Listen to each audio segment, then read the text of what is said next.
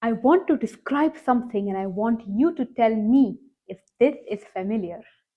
You are in your new city. Objectively, things are fine. You have a home, maybe even a job, and people you like. And yet, there is a persistent, low level sense of wrongness. Like you're slightly out of sync with everything around you. Like you are watching your own life through glass. You can't fully explain it. You feel guilty for feeling it because you chose this. Because other people would love to be where you are. Because by every external measure, you are doing well. And yet, your body hasn't arrived. The experience, the gap between where you physically are and where your nervous system believes you to be, is what I want to talk about today. And more than that, to show you exactly how the YUSR method applies to it. Expat life has a particular nervous system signature. It is not just the stress of moving, it is a sustained, often invisible daily labor of living in an environment your nervous system doesn't yet know how to read, of navigating a world that doesn't quite fit, of being fluent on the outside and lost on the inside. And it is that grief, often unacknowledged, often unspoken, of everything you left behind in order to be here. The YUSR method was built for exactly this kind of sustained, complex, body led experience. And I want to show you how. Your nervous system builds what researchers call a neuroceptive map, a felt sense understanding of your environment based on accumulated sensory data. The quality of light in the space you grew up, the cadence of the language around you, the social codes you learned without realizing you were learning them, the faces who know your history. All of that is safety data woven into your nervous system's definition of home. When you relocate, particularly internationally, particularly to a place with a different language and culture, you don't lose one or two of these anchors. You lose most of them simultaneously.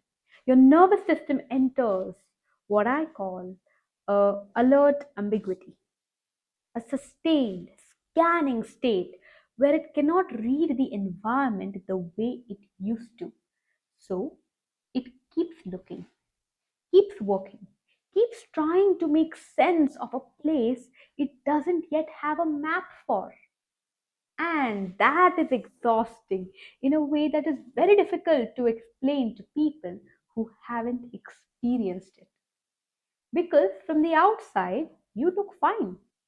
But inside, your nervous system is running a constant background process, threat assessment of an unfamiliar environment that never fully switches off. The first response to discomfort of expat life is always one of these two things: either pushing through, adapting, performing adaptation, projecting positivity, telling yourself and everyone at home that you are absolutely loving it, or withdrawing, staying home, avoiding the unfamiliar, building smaller and smaller world to manage the overwhelm. Both of these are resistance. Both amplify the nervous system's sense of threat. Yield says, turn towards the honest experience of this, not the Instagram version, not the version you tell your family, the actual embodied truth of what it feels like for you in this city on this particular Tuesday.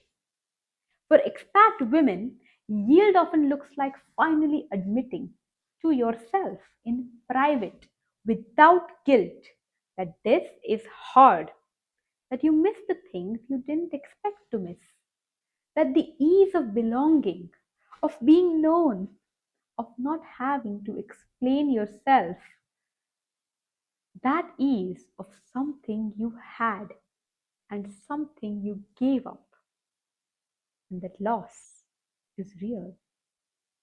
Naming that loss, not performing gratitude over the top of it, is the beginning of yield. And the nervous system that has been allowed to acknowledge what it finally feels rather than what it is supposed to feel begins to ease. Expat nervous system dysregulation has some distinct presentations that are worth naming precisely. Because if you don't know what you're looking at, you can't seek the right thing. The first is sustained sympathetic activation, the hypervigilance of navigating an unfamiliar environment.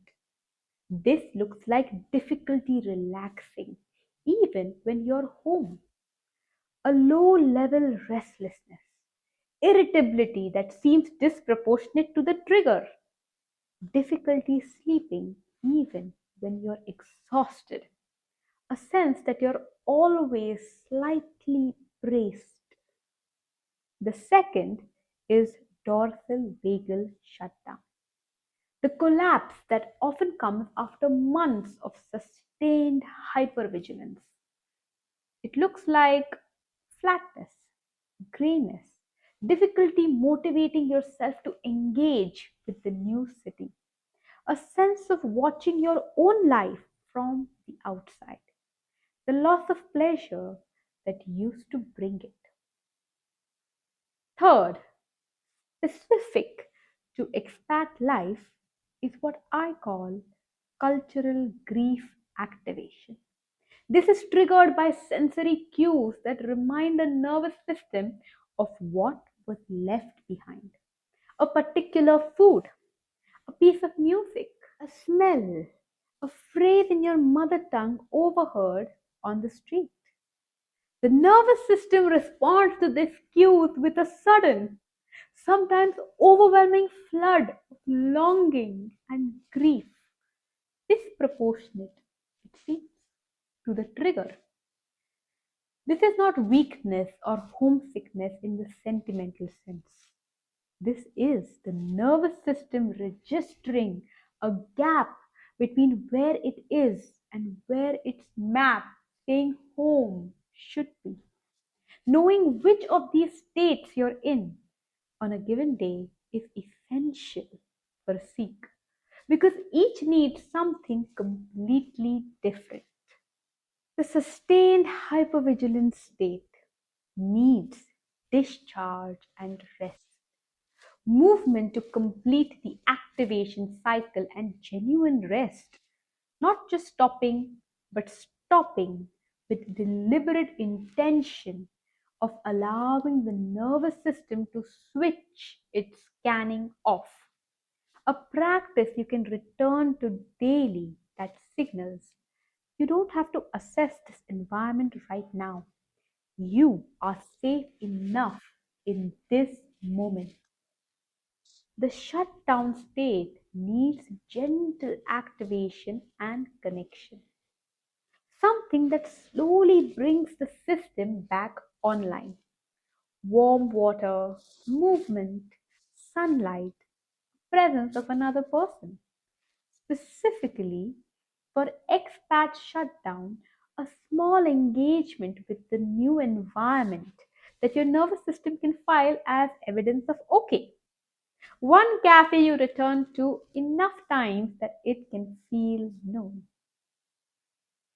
The cultural grief activation state needs to be witnessed rather than managed.